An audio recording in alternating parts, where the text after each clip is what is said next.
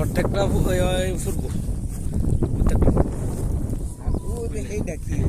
এই যে ওই জঙ্গলের লাইল, এই লাইল দেখছেন? এই যে এই যে ওই যে যে লাইল, এই লাইলে এমনি গিয়ে দিক দা ও করে বিলের ফারে জংলা আর হেন্দা ও করে জংলা।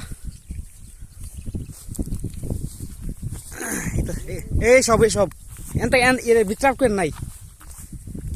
এই যে যা দেখতেছেন আপনার, এই যে আপনার খেত এর ভিতরে কোন মানুষ নাই না।